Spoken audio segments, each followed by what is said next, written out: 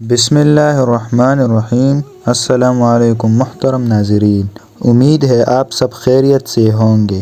اس video میں ہم آپ کو بچوں کو تمیز اور بات کرنے کے ادب سکھانا چاہتے ہیں۔ اگر آپ ہمارے چینل پر نئے ہیں تو ہمارے چینل کو سبسکرائب کریں اور بیل آئیکن کو دبائیں تاکہ آنے والی ویڈیو کی نوٹیفیکیشن بر وقت آپ تک پہنچ سکے۔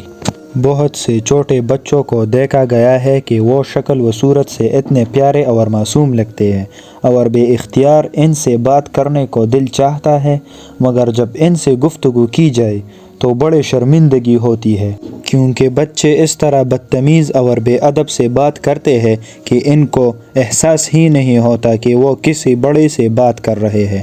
اور بات کرتے ہوئے ادب کا لحاظ رکھا جائے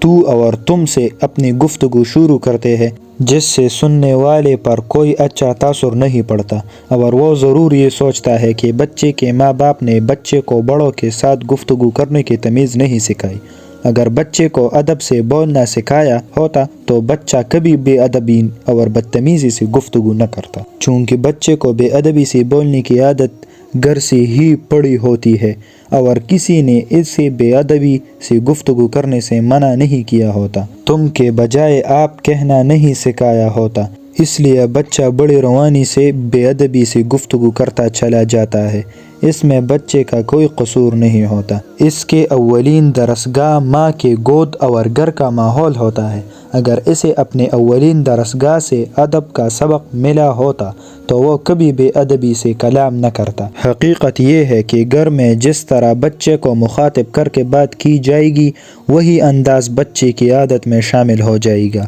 یہ کبھی نہیں ہو سکتا کہ گھر میں تو اور تم کے الفاظ سے بچے کو مخاطب کیا جائے اور بچہ سے یہ توقع رکھی جائے کہ وہ بڑوں کے ساتھ یا اپنے بہن بھائیوں کے ساتھ بات کرتے ہوئے تو اور تم کے بجائے آپ کے لفظ سے مخاطب ہوا کرے گا۔ اس لیے والدین کے لیے یہ لازم ہے کہ وہ خود بھی اور گھر کے افراد کو بھی اس بات کے لیے تیار کرے کہ وہ جب بھی بچے کے ساتھ گفتگو کرے یا کسی دوسرے سے مخاطب ہو تو ہمیشہ ادب کو ملحوظ حاضر رکھتے ہوئے آپ کا لفظ استعمال کرے۔